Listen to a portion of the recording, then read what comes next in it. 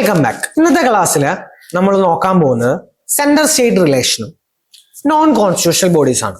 ഇപ്പൊ central state എന്ന് പറയുമ്പോൾ നമുക്കറിയാം ഇന്ത്യ എന്ന് പറയുന്ന ഒരു ഫെഡറേഷൻ ആണ്, ഫെഡറൽ സ്ട്രക്ചർ ആണ് നമ്മൾ ഫോളോ ചെയ്യുന്നത്. അപ്പൊ സെൻട്രലും സ്റ്റേറ്റും തമ്മിൽ എങ്ങനെയാണ് ലെജിസ്ലേറ്റീവും എക്സിക്യൂട്ടീവ് ഫങ്ഷൻസും ഡിസ്ട്രിബ്യൂട്ട് ചെയ്യുന്നത്, ഏതെങ്കിലും രീതിയിൽ അങ്ങോട്ടും ഇങ്ങോട്ടും ഇത് ഡെലഗേറ്റ് ചെയ്യാനായിട്ട് പറ്റുമോ, ഇതാണ് നമ്മൾ സെൻട്രൽ സ്റ്റേറ്റ് റിലേഷനിൽ നമ്മൾ നോക്കാൻ പോകുന്നത്, അല്ലെങ്കിൽ ഫെഡറൽ സ്ട്രക്ചേഴ്സിൽ നമ്മൾ നോക്കാൻ പോകുന്നത്. അതുപോലെ തന്നെ നോൺ കോൺസ്റ്റിറ്റ്യൂഷണൽ ബോഡീസിൽ കുറച്ച് ഇമ്പോർട്ടന്റ് ആയിട്ടുള്ള ബോഡീസും നമ്മൾ ഇന്ന് നോക്കും. സോ ആസ് യൂഷ്വൽ നമുക്ക് ഈ ഏരിയയിൽ നിന്നുള്ള പ്രീവിയസ് ഇയർ ക്വസ്റ്റ്യൻസ് നമുക്കൊന്ന് നോക്കാം. First one, the parliament of India acquires the power to legislate on any item in the state list in the national interest if a resolution to the effect is passed by. 4 options ആണ്. ലോക്സഭയാണോ രാജ്യസഭയാണോ, അതിന്റെ majority എന്താണെന്നുള്ളതാണ് ചോദ്യം. Second question, which of the following statement is correct as per the constitution of India. എന്നിട്ട് 4 subject തന്നേക്കാണ്, അത് ഏത് ലിസ്റ്റിന്റെ അടിയിലാണ് വരുന്നത് എന്ന രീതിയിലുള്ള 4 ഓപ്ഷൻസ് തന്നിരിക്കുകയാണ്. മൂന്നാമത്തെ question, which of the following committee suggested that the governor should be an eminent person from outside the state and should be detached from the Indian politics or should have been taken part in the or should not have taken part in the recent politics. ഏത് കമ്മിറ്റിയാണ് അത് recommend ചെയ്തത്? 4 കമ്മിറ്റിയുടെ പേരും തന്നിട്ടുണ്ട്. So ഇത്തരത്തിലാണ് central state റിലേഷനും non constitutional bodies എന്ന് പറയുന്ന ഏരിയയിൽ നിന്ന് ചോദിച്ചത്. നോൺ കോൺസ്റ്റിറ്റ്യൂഷണൽ ബോഡിയിൽ നിന്ന് ചോദിച്ചിരിക്കുന്ന ക്വസ്റ്റ്യൻസ് പൊതുവെ കുറവാണ്. പക്ഷേ കറണ്ട് അഫയേഴ്സിൽ ഇമ്പോർട്ടന്റ് ആയിട്ട് ഏതെങ്കിലും ഒരു ബോഡി വന്നു കഴിഞ്ഞു കഴിഞ്ഞാൽ അത് UPSC ചോദിക്കാനായിട്ടുള്ള സാധ്യത കൂടുതലാണ്. അപ്പൊ ഏതെല്ലാം ഏരിയാസ് ആണ് നമ്മൾ ഫോക്കസ് ചെയ്യേണ്ടത്, അല്ലെങ്കിൽ അതിൽ ഏതെല്ലാം കാര്യങ്ങളാണ് നോക്കേണ്ടതെന്ന് നമുക്കൊന്ന് നോക്കാം. പ്ലസ് ഇമ്പോർട്ടന്റ് ആയിട്ടുള്ള മേജർ നോൺ കോൺസ്റ്റിറ്റ്യൂഷണൽ ബോഡി ഒരു 4-5 എണ്ണവും നമുക്കൊന്ന് നോക്കാം. So as usual central state relation, നമുക്കറിയാം നമ്മുടെ കോൺസ്റ്റിറ്റ്യൂഷൻ നമ്മുടെ സബ്ജക്ട്സിനെ 3 ആയിട്ടായിട്ട് തന്നെ തിരിച്ചിരുന്നത്: union list, state list and concurrent list. നമുക്കറിയാം യൂണിയൻ ലിസ്റ്റിന്റെ അകത്ത് 98 സബ്ജക്റ്റ് ആണുള്ളത്. ഒറിജിനലി അത് 97 ആയിരുന്നു. അറ്റ് പ്രസന്റ്ലി അത് 98 സബ്ജക്ട്സ് ആണ്. യൂണിയൻ ലിസ്റ്റിൽ കിടക്കുന്ന സബ്ജക്റ്റിനെ കുറിച്ചിട്ടുള്ള നിയമം ഉണ്ടാക്കാനായിട്ടുള്ള പവർ എക്സ്ക്ലൂസീവ്ലി ആർക്കാണുള്ളത്? യൂണിയൻ ഗവൺമെന്റ് ആണുള്ളത്. സോ യൂണിയൻ ലിസ്റ്റിലുള്ള ഏതെങ്കിലും ഒരു സബ്ജക്ട് മാറ്ററിൽ ലോ ഉണ്ടാക്കണമെങ്കിൽ അത് ആരുടെ എക്സ്ക്ലൂസീവ് പവർ ആണ്? നമ്മുടെ യൂണിയൻ ഗവൺമെന്റ് എക്സ്ക്ലൂസീവ് പവർ ആണ്. ഉദാഹരണത്തിന് defence, banking, foreign affairs, currency, atomic energy, insurance, communication, അങ്ങനെ ഒരു ഓൾ ഇന്ത്യ ലെവലിൽ ഒരു യൂണിഫൈഡ് ആയിട്ടുള്ള ഒരൊറ്റ സിംഗിൾ നിയമം, അല്ലെങ്കിൽ ഒരു നാഷണൽ ഇമ്പോർട്ടൻസ് അത്രയധികം വേണ്ട കാര്യങ്ങൾ, ഇത്തരത്തിലുള്ള കാര്യങ്ങളെയാണ് കൂടുതലായിട്ട് യൂണിയൻ ലിസ്റ്റിൽ ഉൾപ്പെടുത്തിയത്. രണ്ടാമതാണ് സ്റ്റേറ്റ് ലിസ്റ്റ്. ഒറിജിനലി സ്റ്റേറ്റ് ലിസ്റ്റിൽ 66 സബ്ജക്ട്സ് ആണ് ഉണ്ടായിരുന്നത്. അറ്റ് പ്രസന്റ്ലി അത് 59 സബ്ജക്ട്സ് ആണുള്ളത്.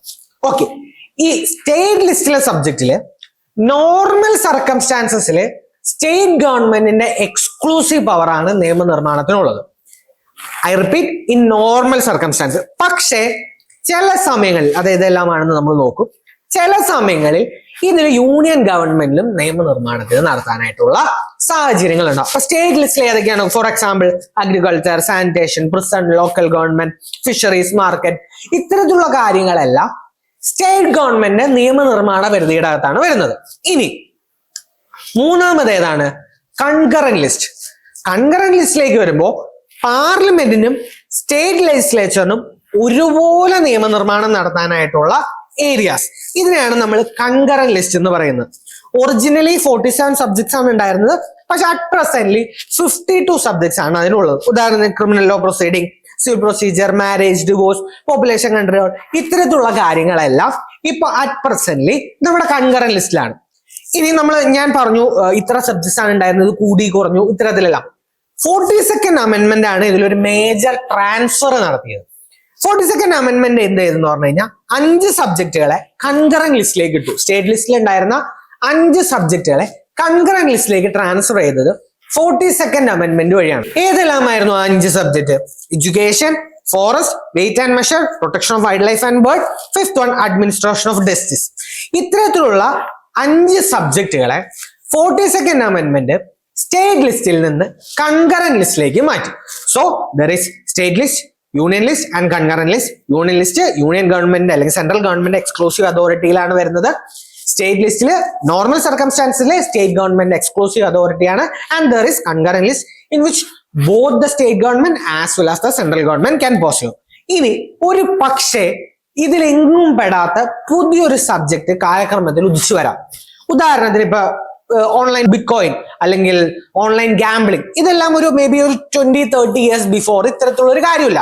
അപ്പൊ അത്തരത്തിലൊരു കാര്യമില്ലാത്തത് കൊണ്ട് തന്നെ ആ സബ്ജക്ട് മാറ്ററിൽ നിയമം ഉണ്ടാക്കേണ്ട ആവശ്യമില്ല. ഇത്തരത്തിലുള്ള കാര്യങ്ങളാണ് റെസിഡ്യൂറി പവർ. അതായത് യൂണിയൻ ലിസ്റ്റിലോ സ്റ്റേറ്റ് ലിസ്റ്റിലോ കൺകറന്റ് ലിസ്റ്റിലോ മെൻഷൻ ചെയ്യാത്ത ഏതെങ്കിലും ഒരു സബ്ജക്ട് മാറ്ററിൽ ഒരു നിയമനിർമ്മാണം ആവശ്യം വന്നാൽ ഇതിനെയാണ് നമ്മൾ റെസിഡ്യൂറി പവർ അല്ലെങ്കിൽ റെസിഡ്യൂറി ലിസ്റ്റ് എന്ന് പറയാം.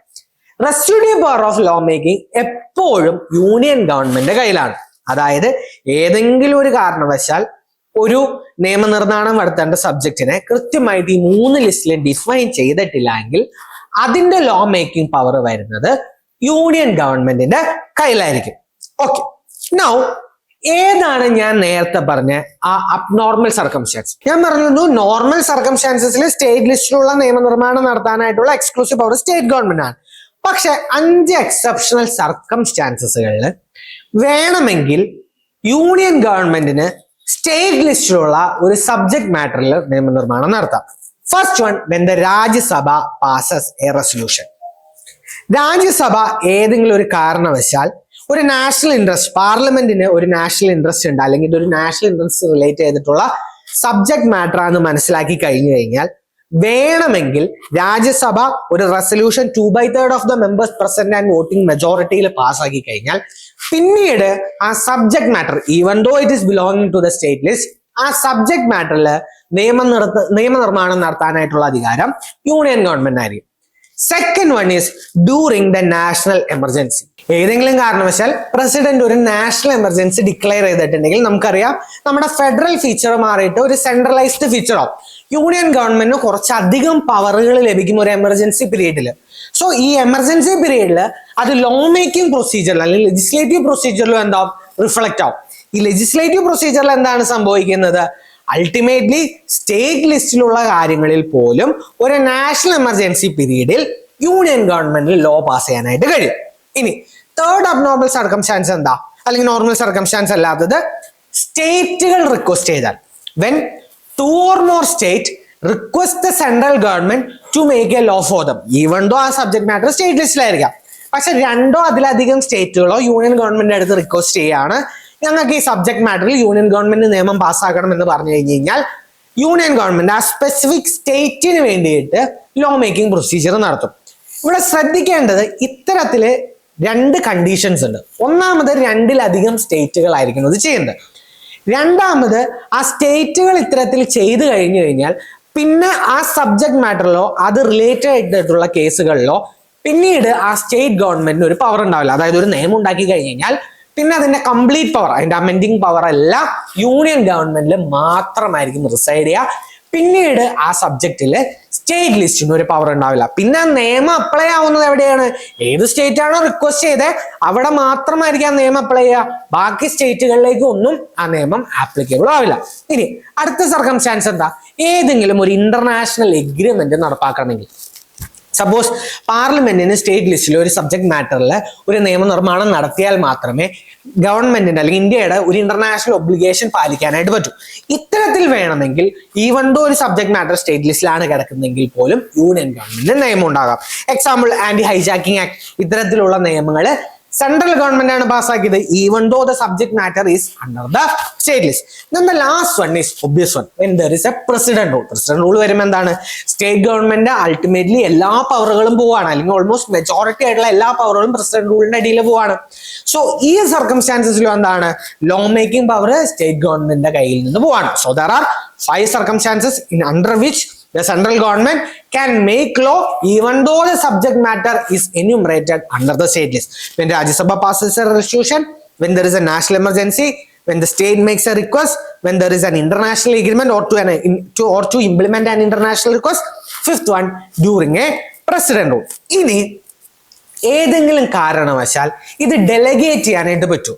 അതായത് ഒരു നിയമനിർമ്മാണം സെൻട്രൽ ഗവൺമെന്റ് നടത്തുന്നത് സ്റ്റേറ്റ് ഗവൺമെന്റിലേക്ക് കൊടുക്കാനോ സ്റ്റേറ്റ് ഗവൺമെന്റ് നടത്തേണ്ടത് സെൻട്രൽ ഗവൺമെന്റിലേക്ക് കൊടുക്കാനോ പറ്റുമോ എന്നുള്ളതാണ് ചോദ്യം. സി, ഇത് ഒരു ഇൻഫ്ലെക്സിബിൾ ആണ്. അതായത് സെൻട്രൽ ഗവൺമെന്റിന് ഒരു കാരണവശാലും സെൻട്രൽ ഗവൺമെന്റിന്റെ ലെജിസ്ലേറ്റീവ് പവർ സ്റ്റേറ്റ് ഗവൺമെന്റിലേക്ക് ഡെലഗേറ്റ് ചെയ്യാനായിട്ട് ഒരു കാരണവശാലും പറ്റില്ല. സെൻട്രൽ ഗവൺമെന്റ് നിയമനിർമ്മാണം നടത്തേണ്ട സബ്ജക്റ്റിൽ സെൻട്രൽ ഗവൺമെന്റിന് മാത്രമേ നിയമനിർമ്മാണം നടത്താൻ പറ്റുള്ളൂ. The central government cannot delegate their legislative power to any state government. ഇനി നേരെ തിരിച്ചാണെങ്കിലോ, സ്റ്റേറ്റ് ഗവൺമെന്റിന് അവരുടെ ലെജിസ്ലേറ്റീവ് പവർ ഡെലിഗേറ്റ് ചെയ്യാൻ പറ്റുമോ? ഒരു സിംഗിൾ സ്റ്റേറ്റിന് പറ്റില്ല, പക്ഷെ ഒന്നിലധികം സ്റ്റേറ്റുകൾ 2 or more സ്റ്റേറ്റ്സിന് വേണമെങ്കിൽ ചെയ്യാം. നമ്മൾ നേരത്തെ പറഞ്ഞ പോലെ when 2 or more state request the central government. അപ്പൊ അത്തരത്തിൽ റിക്വസ്റ്റ് ചെയ്ത് കഴിഞ്ഞു കഴിഞ്ഞാൽ വേണമെങ്കിൽ പാർലമെന്റിന് ആ സബ്ജക്ട് മാറ്ററിൽ ഡെലിഗേറ്റ് ചെയ്യാം. പക്ഷെ അപ്പോഴും ആ റിക്വസ്റ്റ് ചെയ്ത സ്റ്റേറ്റിൽ മാത്രമേ എന്തുണ്ടാവുള്ളൂ, ആ നിയമം ആപ്ലിക്കബിൾ ആവുള്ളൂ. അതോടൊപ്പം തന്നെ ആ സ്റ്റേറ്റ് ഗവൺമെന്റിന്റെ ആ സബ്ജക്ട് മാറ്ററിലുള്ള പവർ പോവുകയും ചെയ്യും. പിന്നീട് ആ ലോ മോഡിഫൈ ചെയ്യാനോ അമെൻഡ് ചെയ്യാനായിട്ടുള്ള പവർ ആർക്കായിരിക്കും? പാർലമെന്റിന് മാത്രമായിരിക്കും ഉണ്ടാവുക. ഇനി എക്സിക്യൂട്ടീവ് പവറോ, നമ്മൾ ലെജിസ്ലേറ്റീവ് പവറിന്റെ കാര്യം പറഞ്ഞു. എക്സിക്യൂട്ടീവ് പവർ ആണെങ്കിലോ, നോർമലി എക്സിക്യൂട്ടീവ് പവർ ഇതേ ലൈൻ തന്നെയാണ് എടുക്കുക. പക്ഷെ ചില സർക്കംസ്റ്റാൻസസിൽ അങ്ങോട്ടും ഇങ്ങോട്ടും ഡെലഗേറ്റ് ചെയ്യാനായിട്ട് പറ്റും. ഉദാഹരണത്തിന് ഇത്തരത്തിലൊരു സ്ട്രിക്റ്റ് സെപ്പറേഷൻ വരുത്താത്തതിന്റെ കാര്യം ചിലപ്പോൾ കോൺഫ്ലിക്റ്റുകളിലേക്ക് ലീഡ് ചെയ്യാനുള്ള സാധ്യതയുണ്ട്. ലെജിസ്ലേറ്റീവ് പവർ പോലെയല്ല, എക്സിക്യൂട്ടീവ് ആക്ഷൻസ് എടുക്കേണ്ടി വന്നു കഴിഞ്ഞാൽ ചിലപ്പോൾ അത് കോൺഫ്ലിക്റ്റിലേക്ക് ലീഡ് ചെയ്യാനുള്ള സാധ്യത ഉള്ളത് കൊണ്ടാണ് ഇത്തരത്തിൽ ടൈറ്റ് സെപ്പറേഷൻ വെക്കാത്തത്. ഓക്കെ, ഇനി എങ്ങനെയാണ് parliament or the central government എങ്ങനെയാണ് സ്റ്റേറ്റിലേക്ക് ഒരു എക്സിക്യൂട്ടീവ് ആക്ഷൻ ഡെലിഗേറ്റ് ചെയ്യുന്നത്? 2 തരത്തില് സെൻട്രൽ ഗവൺമെന്റിന് ചെയ്യാം. ഒന്നാമത്തത് through the president. So the constitution allows that the central government or the center may delegate with the consent of the state government. State ഗവൺമെന്റിന്റെ കൺസെന്റോട് കൂടി പ്രസിഡന്റ് ത്രൂ ഒരു എക്സിക്യൂട്ടീവ് ആക്ഷൻ വേണമെങ്കിൽ സ്റ്റേറ്റ് ഗവൺമെന്റിലേക്ക് ഡെലിഗേറ്റ് ചെയ്യാം. So there is central government, then there is president, then there is state government. So the central government may delegate any executive function to the state government through the president with the consent of the state government. അവിടെ consent ഭയങ്കര important ആണ്. State ഗവൺമെന്റിന്റെ കൺസെന്റോട് കൂടി പ്രസിഡന്റിലൂടെയാണ് എന്ത് central government ഒരു executive action delegate ചെയ്യുന്നത്. ഇനി ഇതിന്റെ നേരെ തിരിച്ചാണെങ്കിലോ, governor of the state through state ഗവൺമെന്റിന്റെ ഗവർണർ ത്രൂ സെൻട്രൽ ഗവൺമെന്റിന്റെ കൺസെന്റോട് കൂടി ഒരു എക്സിക്യൂട്ടീവ് ആക്ഷൻ വേണമെങ്കിൽ ഡെലിഗേറ്റ് ചെയ്യാം. സോ 2 പേർക്കും അങ്ങോട്ടും ഇങ്ങോട്ടും ഡെലിഗേറ്റ് ചെയ്യാം, മ്യൂച്വൽ ഡെലിഗേഷൻ നടക്കും. ഇവിടെ എന്താണ്, 2 പേരെയും കൺസെന്റ് വേണം, സെൻട്രൽ ഗവൺമെന്റ് ആണെങ്കിലും സ്റ്റേറ്റ് ഗവൺമെന്റ് ആണ്, through president or through the government. ഇത് കണ്ടീഷണലും ആയിരിക്കാം അൺകണ്ടീഷണലും ആയിരിക്കാം. ഇനി നമ്മൾ കൺസെന്റോട് കൂടിയുള്ള കാര്യം പറഞ്ഞു. വിത്തൗട്ട് കൺസെന്റ് ആണെങ്കിലോ, എക്സിക്യൂട്ടീവ് ഫംഗ്ഷൻ വിത്തൗട്ട് കൺസെന്റ് ആകെ ഒറ്റ റൂട്ടുള്ളൂ. സെൻട്രൽ ഗവൺമെന്റിന് സ്റ്റേറ്റ് ഗവൺമെന്റിലേക്ക് എക്സിക്യൂട്ടീവ് ആക്ഷൻ ഡെലിഗേറ്റ് ചെയ്യാം, അല്ലെങ്കിൽ എക്സിക്യൂട്ടീവ് ആക്ഷൻ ചെയ്യാനായിട്ട് പറയാം. അവിടെ സ്റ്റേറ്റ് ഗവൺമെന്റിന് കൺസെന്റ് വേണ്ട. ശ്രദ്ധിക്കേണ്ട പോയിന്റ്, ഈ ഫംഗ്ഷൻ നടത്തുന്നത് പ്രസിഡന്റ് അല്ല, പാർലമെന്റ് ആയിരിക്കും. The constitution provides for the entrustment of executive action of the centre to the state without the consent of the state, but these delegations are done by the parliament and not by the president. So there are 3 types of delegation. Central government state government leki with the consent of the state government through the president. State government central government leki through the governor with the consent of the central government. In central government state government leki through parliament without the consent of the state government. ഇത്തരത്തിലാണ് state ഗവൺമെന്റും central ഗവൺമെന്റും delegate ചെയ്യുന്നത്. അപ്പൊ central government എന്താണ്, വേണമെങ്കിൽ കൺസെന്റോട് കൂടിയും consent ഇല്ലാതെയും അവരുടെ എക്സിക്യൂട്ടീവ് ആക്ഷൻ ഡെലിഗേറ്റ് ചെയ്യാം.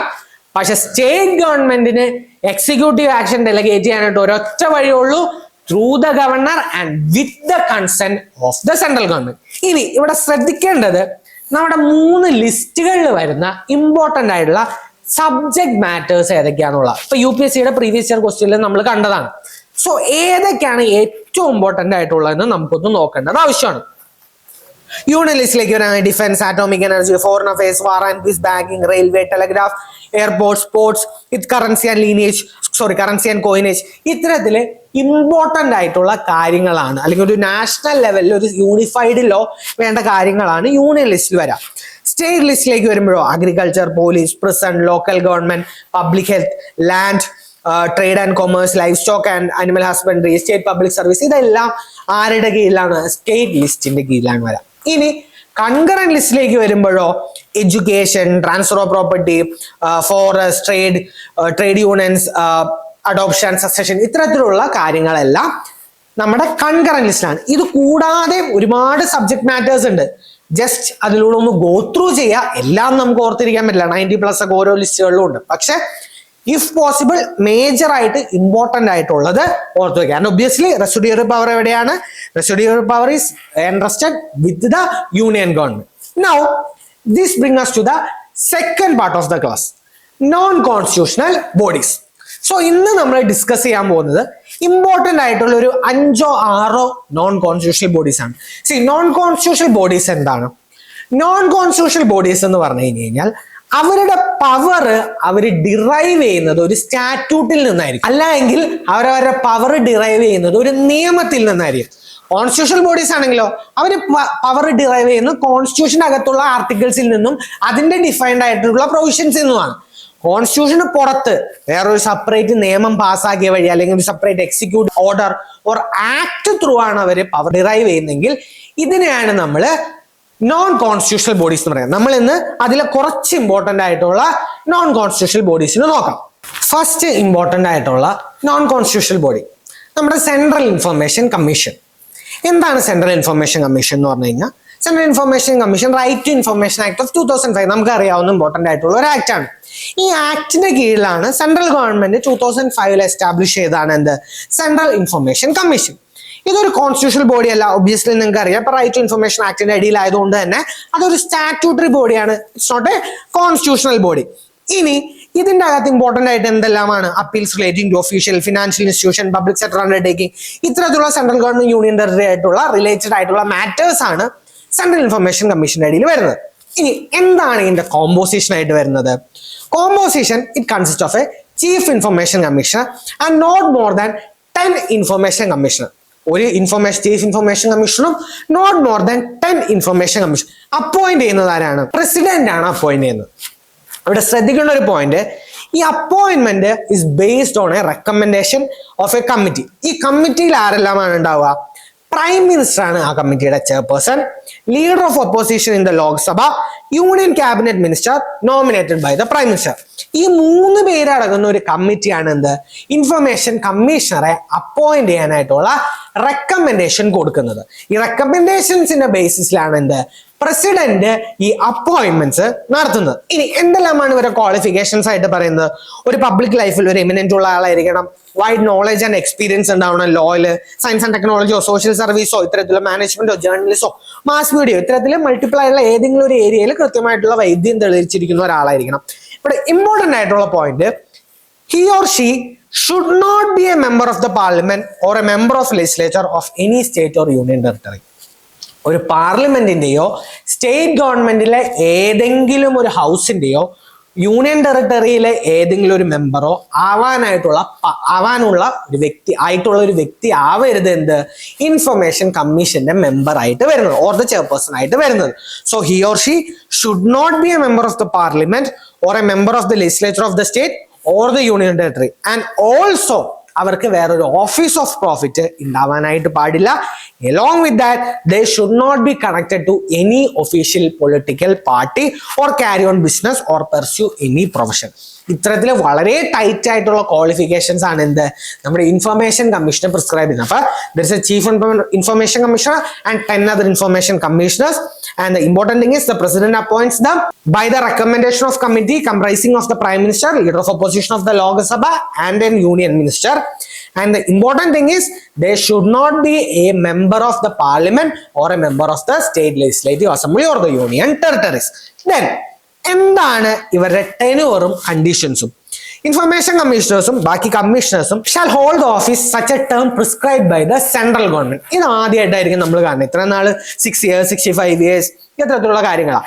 ഇവിടെ വരുമ്പോൾ സെൻട്രൽ ഗവൺമെന്റ് എന്താണോ അവർക്ക് പ്രിസ്ക്രൈബ് ചെയ്യുന്നത് അതാണ് അവരുടെ service condition. Or 65 years whichever is earlier. Central government എത്ര നാളാണോ അവരുടെ കാലാവധി എന്ന് തീരുമാനിക്കുന്നത് അതാണ് അവരുടെ ടെന്യൂർ ആയിട്ട് വരുന്നത്. Or 65 years whichever is earlier. And the important thing is they are not eligible for reappointment. അവർക്ക് ഒരു കാരണവശാലും എന്തില്ല? റീഅപ്പോയിന്റ്മെന്റ് ഒരു ഇൻഫർമേഷൻ കമ്മീഷണർക്കോ ഇൻഫർമേഷൻ കമ്മീഷണർ മെമ്പർ ആയിട്ടുള്ള ആൾക്കോ റീഅപ്പോയിന്റ്മെന്റ് ഇല്ല. സോ പ്രസിഡന്റിന് വേണമെങ്കിൽ ചീഫ് ഇൻഫർമേഷൻ കമ്മീഷണറെയോ ബാക്കി മെമ്പേഴ്സിന് റിമൂവ് ചെയ്യാനായിട്ട് കഴിയും. എന്താണ് അതിന്റെ circumstances? First one, if he or she is adjudicated insolvent. രണ്ടാമത് എന്താണ്, ഏതെങ്കിലും ഒരു ഒഫൻസ് അദ്ദേഹത്തിന് കൺവിക്റ്റ് ആയി കഴിഞ്ഞാൽ which involves moral turpitude. The third one, അദ്ദേഹം ആ ഓഫീസിന്റെ കാലാവധിയിൽ തന്നെ ഏതെങ്കിലും ഒരു പെയ്ഡ് എംപ്ലോയ്മെന്റ് ഈ ഓഫീസിന് പുറത്ത് ചെയ്ത് കഴിഞ്ഞു കഴിഞ്ഞാൽ. Or the fourth one, if he or she is in the opinion of the president unfit to continue in office due to infirmity of body or mind. And the last one, ഏതെങ്കിലും ഒരു financial interest ഉണ്ടായി കഴിഞ്ഞു കഴിഞ്ഞാൽ which may affect the prejudicially his or her official functions. ഏതെങ്കിലും ഒരു financial interest ഈ ജോലിക്ക് പുറത്തുണ്ടാവുക, അത് അദ്ദേഹത്തിന്റെ ജോലിയെ ബാധിക്കുന്ന രീതിയിൽ പ്രസിഡന്റിന് തോന്നിക്കഴിഞ്ഞു കഴിഞ്ഞാൽ ഈ കണ്ടീഷനിലെല്ലാം തന്നെ പ്രസിഡന്റിന് അദ്ദേഹത്തിന് റിമൂവ് ചെയ്യാനായിട്ട് കഴിയും. ഇനി ഇതല്ലാതെ തന്നെ പ്രസിഡന്റിന് വേണമെങ്കിൽ ചീഫ് ഇൻഫർമേഷൻ കമ്മീഷണറിനെ റിമൂവ് ചെയ്യാം. എന്താണ് ഇതിന് പുറത്ത് പ്രസിഡന്റ് റിമൂവ് ചെയ്യാനുള്ള ground? On misbehaviour or incapacity. പക്ഷെ ഈ കണ്ടീഷൻസിന്റെ ബേസിസിലാണ് ഇൻഫർമേഷൻ കമ്മീഷണറിനെയോ ബാക്കി കമ്മീഷണേഴ്സിനെയോ റിമൂവ് ചെയ്യുന്നതെങ്കിൽ അവിടെ സുപ്രീം കോടതിയുടെ ഇടപെടലുണ്ടാവും. നമ്മൾ നേരത്തെ ഇലക്ഷൻ കമ്മീഷന്റെ ബാക്കി കാര്യങ്ങളെല്ലാം പറഞ്ഞ പോലെ അവിടെ എന്താണ്, then the president has to refer the matter to the Supreme Court. Supreme കോടതിയിലേക്ക് റെഫർ ചെയ്ത് കഴിയുമ്പോൾ എന്താണ് സംഭവിക്കുക? സുപ്രീം കോർട്ട് അവിടെ ഒരു ഡിസിഷൻ എടുക്കും, അല്ലെങ്കിൽ ഒരു ഒപ്പീനിയൻ പ്രസിഡന്റിലേക്ക് കൊടുക്കും. ഇവിടെ അത്തരത്തില് പ്രസിഡന്റിലേക്ക് കൊടുക്കുന്ന ഒരു ഒപ്പീനിയൻ, സുപ്രീം കോടതി പ്രസിഡന്റിലേക്ക് കൊടുക്കുന്ന ഒരു ഒപ്പീനിയൻ എന്താണ്, പ്രസിഡന്റിന് ബൈൻഡിങ് ആയിട്ട് മാറും. So the president can remove Har.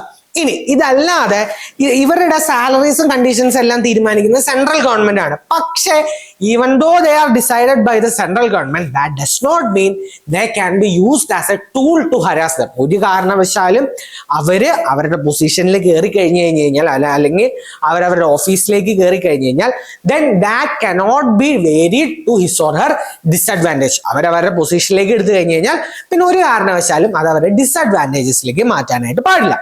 ഇനി എന്തെല്ലാമാണ് മേജർ ആയിട്ട് ഒരു ഇൻഫർമേഷൻ കമ്മീഷന്റെയോ കമ്മീഷണേഴ്സിന്റെയോ മേജർ ആയിട്ടുള്ള പവർ?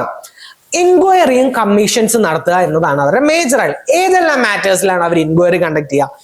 ഏതെങ്കിലും ഒരു വ്യക്തി ഇൻഫർമേഷനുള്ള റിക്വസ്റ്റ് സബ്മിറ്റ് ചെയ്തു, എന്നിട്ട് അവർക്ക് ഇൻഫർമേഷൻ കിട്ടാതിരുന്നാൽ, ഇനി ഇൻഫർമേഷൻ വേണ്ടി റിക്വസ്റ്റ് കൊടുത്തു കഴിഞ്ഞപ്പോൾ അദ്ദേഹത്തിനോട് ആവശ്യപ്പെട്ട തുക അൺറീസണബിൾ ആണ് അദ്ദേഹത്തിന് തോന്നിക്കഴിഞ്ഞാൽ, പ്രിസ്ക്രൈബ്ഡ് ആയിട്ടുള്ള ടൈം ലിമിറ്റിന്റെ അകത്ത് ഇൻഫർമേഷൻ കിട്ടാതിരുന്നു കഴിഞ്ഞു കഴിഞ്ഞാൽ, അല്ലെങ്കിൽ കൊടുത്തിരിക്കുന്ന ഇൻഫർമേഷൻ ഇൻകംപ്ലീറ്റ് ആണ്, ഫാൾസ് ആണ്, അല്ലെങ്കിൽ മിസ്ലീഡിംഗ് ആണെന്ന് തോന്നി കഴിഞ്ഞു കഴിഞ്ഞാൽ, അല്ല എന്നുണ്ടെങ്കിൽ ഏതെങ്കിലും അതർ മാറ്റർ ഇൻഫർമേഷൻ ആയിട്ട് റിലേറ്റ് ചെയ്തിരിക്കുന്ന മറ്റേതെങ്കിലും ഒരു മാറ്റർ, ഇത്തരത്തിലുള്ള ഏരിയാസിലാണ് എന്ത് information commission, chief information commission or the central information commission കൃത്യമായിട്ട് എൻക്വയറി കണ്ടക്ട് ചെയ്യുകയും ആക്ഷൻസ് എടുക്കുകയും ചെയ്യാം. ഇനി central information commission RTA act 2005 അടിയിലാണ് എസ്റ്റാബ്ലിഷ് ചെയ്തതെന്ന് നമ്മൾ ഓൾറെഡി പറഞ്ഞു. ഇതേ RTA ആക്ടിന്റെ അടിയിൽ സ്റ്റേറ്റ് ലെവലുകളിൽ ഫങ്ഷൻ ചെയ്യുന്നതാണ് state information commission. So central ലെവലിൽ എങ്ങനെയാണോ ഒരു chief election commission and 10 other information commission constitute the central information commission, അതുപോലെ തന്നെ സ്റ്റേറ്റ് ലെവലിൽ ഒരു സ്റ്റേറ്റ് ഇൻഫർമേഷൻ കമ്മീഷനും ഉണ്ട്. ഇനി എന്താണ് അവരുടെ കോമ്പോസിഷൻ ആയിട്ട് വരിക? എങ്ങനെയാണോ സെൻട്രൽ ലെവലിൽ ഉണ്ടായത് അതുപോലെ തന്നെ there will be a state chief information commissioner along with not more than 10 state information commission. അവിടെ 1+10 ആയിരുന്നു, not more than 10. ഇവിടെയും same 1+ not more than 10 information commission. ഇവർ അപ്പോയിന്റ് ചെയ്യുന്നത് ആരാണ്?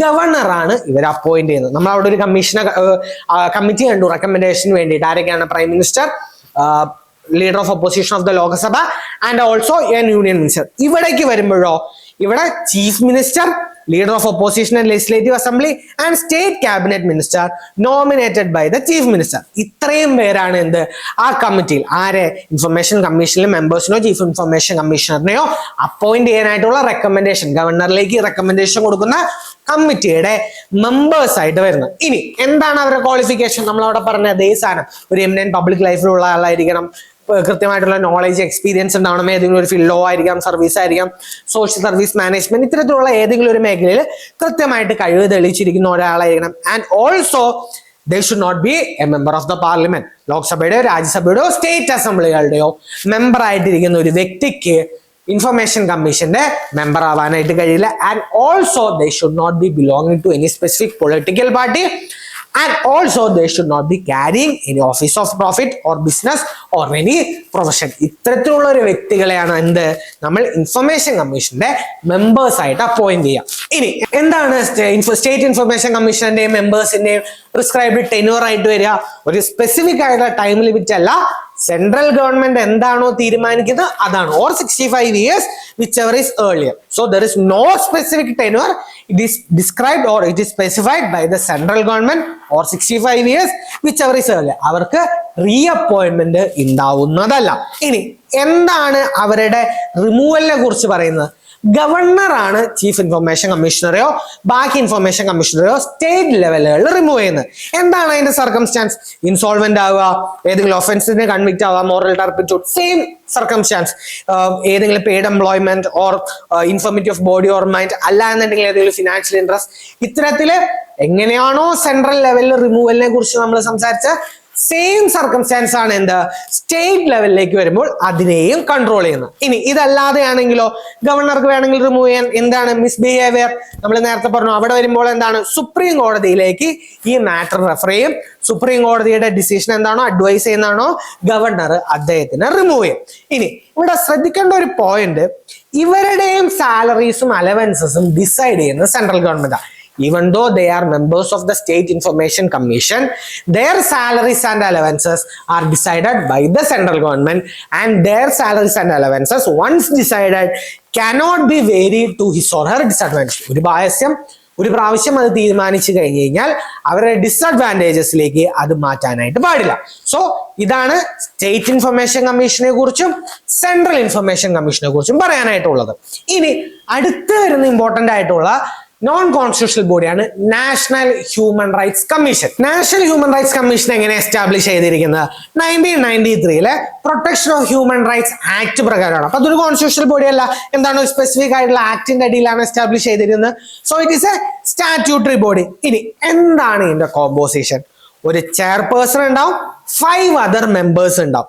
ഇനി എന്താണ് ചെയർപേഴ്സൺ ആവാനായിട്ടുള്ള qualification? He should be a retired chief justice of India or a judge of the Supreme Court. So the chairperson of the National Human Rights Commission should be a retired Chief Justice of India or a judge of the Supreme Court. Ini baaki members or they should be either serving or retired judge of the Supreme Court or serving or retired Chief Justice of the High Court. And 3% out of which at least one should be a woman. Baaki 3% at least one should be a woman. And they should be having knowledge and practical experience relating to the human rights. അപ്പോ chief justice ആയിട്ടിരിക്കുന്ന supreme കോടതിയുടെ chief justice ആയിട്ടിരുന്ന ഒരാൾക്കോ അല്ലെങ്കിൽ judge of the supreme quarto ആയിരിക്കും എന്തിന്റെ national human റൈറ്റ്സിന്റെ chairperson ആയിട്ട് വരാം. ഇനി ഇത് കൂടാതെ ഈ ഫുൾ ടൈം മെമ്പേഴ്സിനെ കൂടാതെ ഒരു 7 ex officio മെമ്പേഴ്സും കൂടി ഈ നോൺ കോൺസ്റ്റിറ്റ്യൂഷണൽ ബോഡി ആയിട്ടുള്ള നാഷണൽ ഹ്യൂമൻ റൈറ്റ്സ് കമ്മീഷനകത്ത് വരുന്നുണ്ട്. 7 ex officio മെമ്പേഴ്സ് ഏതാണ്? അതൊരു ഇമ്പോർട്ടന്റ് ആയിട്ട് നോക്കണേ. National Chairperson of the National Commission for Minority, the National Commission for SC, National Commission for ST, National Commission for Women, National Commission for Backward Classes, National Commission for Protection of Children, and the Chief Commissioner for Protection of Disability. ഇത്തരത്തിലുള്ള 7 കമ്മീഷന്റെ commissioners national human rights കമ്മീഷന്റെ ex officio members ആയിട്ട് മാറും. So along with chairperson and other members, these chairperson of the 7 other bodies will automatically become the ex officio members of the National Human Rights Commission. ഇനി എന്താണ് ഇവരെ appointment? President ആണ് ഇവരെ appoint ചെയ്യുക. ഇവിടെയും അപ്പോയിന്റ്മെന്റിലേക്ക് വരുമ്പോൾ ഒരു 6 member കമ്മിറ്റിയുടെ റെക്കമെൻഡേഷൻസിന്റെ ബേസിസിലാണ് ഇവരുടെ അപ്പോയിന്റ്മെന്റ് നടക്കുക. അതായത് ഇവരുടെ അപ്പോയിന്റ്മെന്റ് പ്രസിഡന്റ് നടത്തുന്നത് ഒരു 6 member കമ്മിറ്റിയുടെ റെക്കമെൻഡേഷന് പുറത്താണ്. ആരെല്ലാമാണ് ആ 6 member കമ്മിറ്റിയുടെ അകത്ത് ഉണ്ടാവുക? Prime Minister as the head, Speaker of the Lok Sabha, Deputy Chairperson of the Rajya Sabha, Leader of Opposition in both House, Lok Sabha and Rajya Sabha, and the Central Home Minister. ഇവരാണ് ആര്?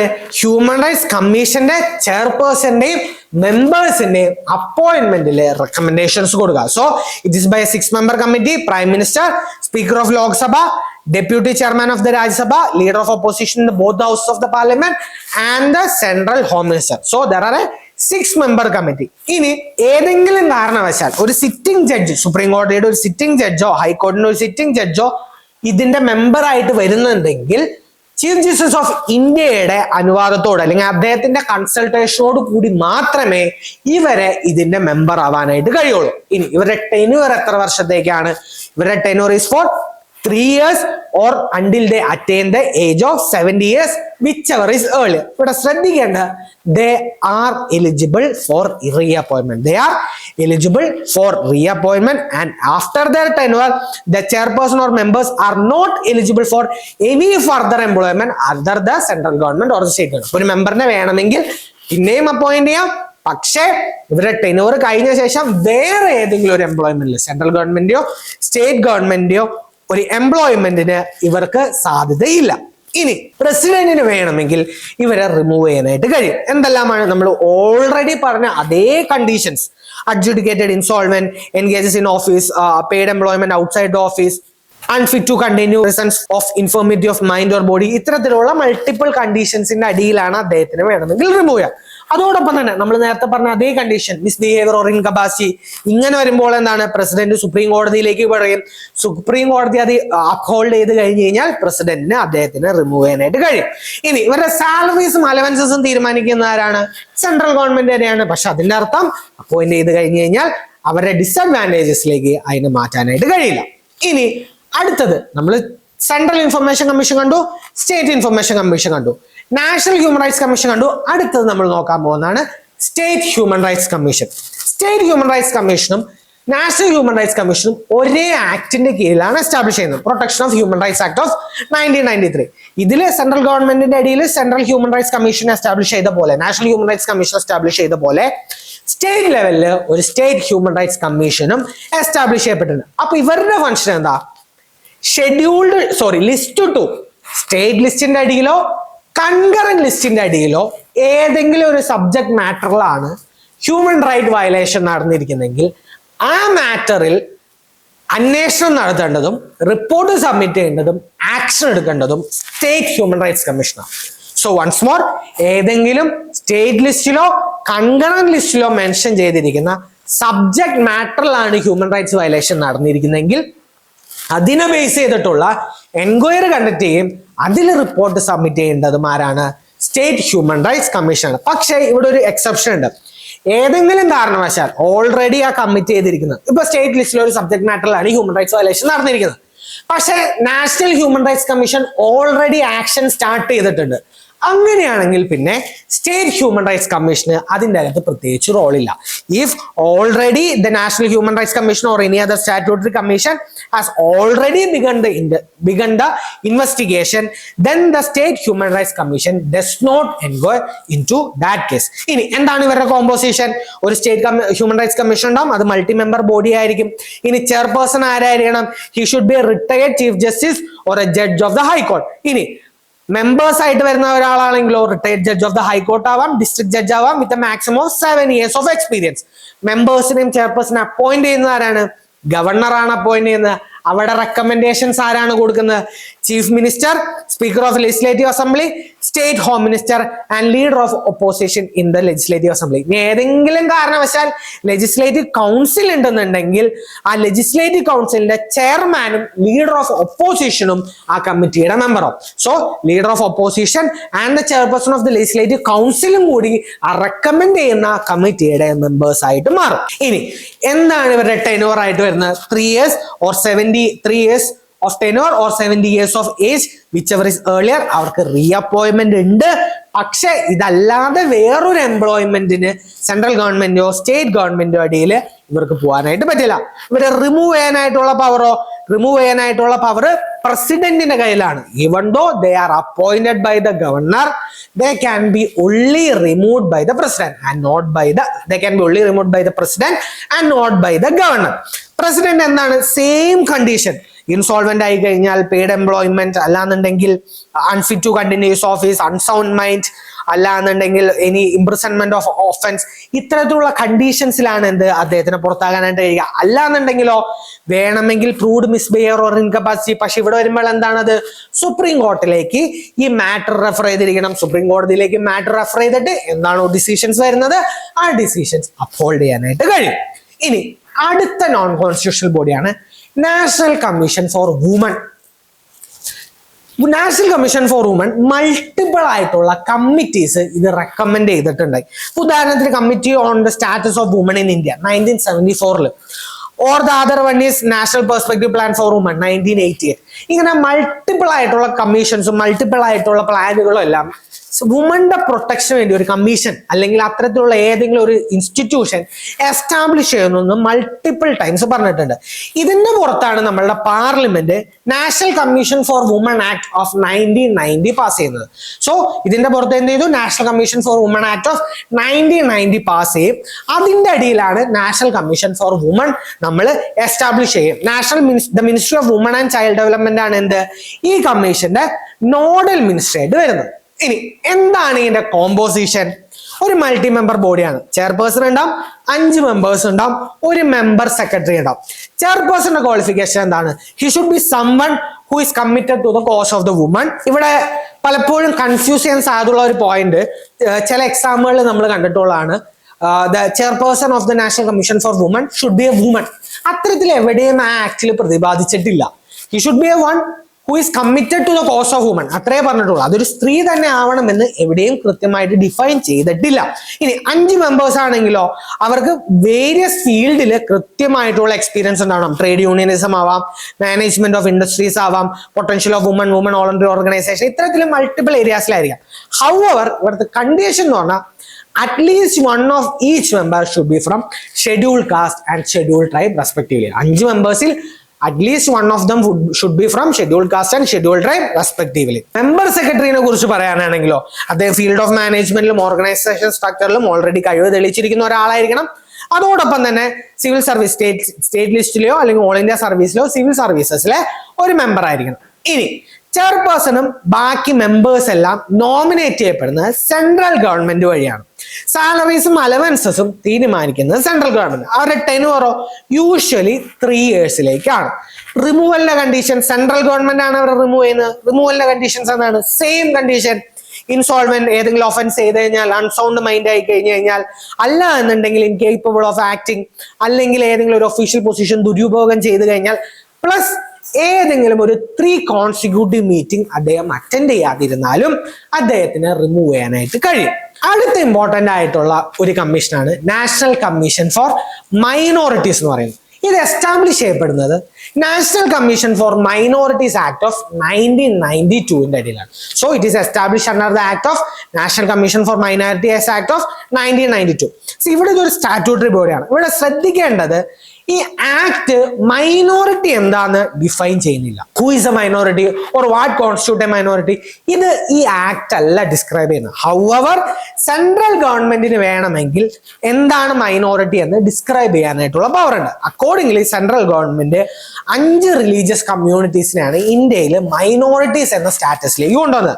Muslims, Christians, Sikh, Buddhist, Zoroastrians or the Parsis are the minorities, and in 2004 Jain community was also added to the list of the minority. എന്താണ് അവരുടെ composition? ഒരു chairperson, vice chairperson and 5 other members. ഇനി salaries അലവൻസസോ central government ആണ് തീരുമാനിക്കുന്നത്. എന്താണ് അവരുടെ tenure? 3 വർഷത്തേക്കാണ് അവർ അപ്പോയിന്റ് ചെയ്യുന്നത്. റിമൂവൽ എന്താണ്? സെൻട്രൽ ഗവൺമെന്റ് ആണ് അവർ റിമൂവ് ചെയ്യുന്നത്. നമ്മൾ ഈ പറഞ്ഞ അതേ കണ്ടീഷൻ, ഇൻസോൾവെന്റ് അല്ലെങ്കിൽ ഒഫൻസ് കമ്മിറ്റ് ചെയ്യുക, അൺസൗണ്ട് മൈൻഡ് ആവുക, ഇൻകേപ്പബിൾ ഓഫ് ആക്ടിങ്, ഈ കണ്ടീഷൻസിലെല്ലാമാണ് എന്ത് അവര് റിമൂവ് ചെയ്യുക. സോ ഇതാണ് ഞാൻ ഇന്ന് ഡിസ്കസ് ചെയ്തിരിക്കുന്ന non constitutional body. But that doesn't mean എല്ലാ നോൺ കോൺസ്റ്റിറ്റ്യൂഷണൽ ബോഡീസും നമ്മൾ തീർത്തു. അല്ല, ഒരുപാട് ഒരു 10-50 നോൺ കോൺസ്റ്റിറ്റ്യൂഷണൽ ബോഡീസിനെ മൾട്ടിപ്പിൾ ആക്ട്സിന്റെ അടിയിൽ ചെറുതും വലുതുമായ ഫങ്ഷൻസ് ചെയ്യുന്നത് ഉണ്ട്. പക്ഷെ അതെല്ലാം ഡിഫൈൻ ചെയ്യാനായിട്ടോ അല്ലെങ്കിൽ എല്ലാം ഡിസ്കസ് ചെയ്യാനായിട്ടോ നമുക്ക് പറ്റില്ല. അപ്പൊ ഏറ്റവും ഇമ്പോർട്ടന്റ് ആയിട്ടുള്ള കുറച്ച് നോൺ കോൺസ്റ്റിറ്റ്യൂഷണൽ ബോഡീസ് ആണ് നമ്മൾ ഡിഫൈൻ ചെയ്യുക. ഇതിന്റെ പുറത്തേക്ക് ന്യൂസിലേക്ക് നോക്കാം. ഇപ്പൊ NIA, CBI, ഇത്തരത്തിൽ ന്യൂസിൽ മൾട്ടിപ്പിൾ ടൈംസ് ഇമ്പോർട്ടന്റ് ആയിട്ട് വരുന്ന കോൺസ്റ്റിറ്റ്യൂഷണൽ അല്ലാത്ത ബോഡികളെയും കോൺസ്റ്റിറ്റ്യൂഷണൽ ബോഡികളെയും കൃത്യമായിട്ട് വിലയിരുത്തുക. സോ ഈ ഏരിയയിൽ നിന്ന് UPSC ചോദിച്ചിരിക്കുന്ന ചോദ്യങ്ങൾ ഏതൊക്കെയാണ് നമുക്ക് നോക്കാം. So first one, the parliament of India acquires the power to legislate on any item in the state list in the national interest if a resolution to that effect is passed by. നമ്മൾ പറഞ്ഞു സാധാരണഗതിയിൽ state ലിസ്റ്റിൽ നിയമം പാസ്സാക്കാനായിട്ടുള്ള exclusive power ആർക്കാണുള്ളത്? State government. പക്ഷെ ചില exceptional സർക്കംസ്റ്റാൻസസിൽ എന്ത് ചെയ്യാം, വേണമെങ്കിൽ സെൻട്രൽ ഗവൺമെന്റും പാസ്സാക്കാം. അപ്പൊ ഏതെല്ലാമാണെന്നാണ്, അല്ലെങ്കിൽ അങ്ങനത്തെ കണ്ടീഷൻ വരുമ്പോൾ രാജ്യസഭയാണോ ലോകസഭയാണോ ആ റെസൊല്യൂഷൻ പാസ് ചെയ്യുന്നത്, അതിന്റെ മെജോറിറ്റി എന്നാണ്. First option Lok Sabha by a simple majority of the total membership. Second one Lok Sabha by majority of not less than 2/3 of the members of the total membership. Third one, Rajya Sabha by a simple majority of its total membership. Fourth one, Rajya Sabha by a majority of not less than 2/3 of the members present and voting. എന്തായിരുന്നു അതിന്റെ condition? when the Rajya Sabha passes a resolution of majority not less than 2/3 of the members present and voting. So answer is option D. ഇനി അടുത്ത question, ഇത് ഓർത്തിരിക്കാൻ കുറച്ച് difficult ആയിട്ടുള്ള, പക്ഷെ ഇത് കറണ്ട് അഫയേഴ്സിൽ നിന്ന് ലിങ്ക് ചെയ്തതാണ്. Which of the following statement is correct as per the Constitution of India? Interstate trade and commerce state subject ആണ്, സ്റ്റേറ്റ് ലിസ്റ്റിന്റെ അടി. Second option, interstate migration state subject under the state list. Third one, interstate quarantine is a union subject under the union list. Fourth one, corporate tax is a state subject under the state list. ഇത് കുറച്ചും കൂടി ആ COVID-19 പാൻഡമിക്കിന്റെ ടൈമിൽ interstate migration ഉണ്ടായി, അല്ലെങ്കിൽ interstate trade and commerce affected ആയി, ക്വാറന്റൈനെ കുറിച്ച് multiple times ന്യൂസിൽ ഡിസ്കഷൻ വന്നു. അതുകൊണ്ടാണ് UPSC ക്വസ്റ്റ്യനിലേക്ക് വന്നതെന്നാണ് നമ്മുടെ ഒരു inference. So the answer here is C. Interstate quarantine is a union subject in the union list. ഇങ്ങനെയാണ് UPSC സ്റ്റാറ്റിക് പോർഷനെ കറണ്ട് അഫയേഴ്സ് ആയിട്ട് ലിങ്ക് ചെയ്യുക. Now the last question. Which of the following suggested the governor should be an eminent person outside the state and should be a detached figure without intense political link and should not have taken part in politics in the recent past? ഇപ്പൊ നമുക്ക് ഈ പറയുന്ന കമ്മീഷൻസിന് ഒന്നും അറിയില്ലെങ്കിൽ പോലും central state റിലേഷൻസിനെ കുറിച്ച് ഏറ്റവും അധികം ഡിസ്ക്രൈബ് ചെയ്യുന്ന കമ്മീഷൻ ഏതാണെന്ന് അറിഞ്ഞു കഴിഞ്ഞാൽ ഈ ഉത്തരത്തിലേക്ക് എത്താൻ പറ്റും. So the answer here is option C, Sarkaria commission. Sarkaria കമ്മീഷനാണ് സെൻട്രൽ സ്റ്റേറ്റ് റിലേഷൻ അല്ലെങ്കിൽ സെൻട്രൽ സ്റ്റേറ്റ് തമ്മിൽ മൾട്ടിപ്പിൾ ആയിട്ടുള്ള ഏരിയാസിൽ എങ്ങനെ കോൺഫ്ലിക്റ്റ് ഒഴിവാക്കാം എന്നതിനെ കുറിച്ച് ഡിസ്ക്രൈബ് ചെയ്യുന്നത്. So I hope you enjoy the class and you have understood the topics. Thank U.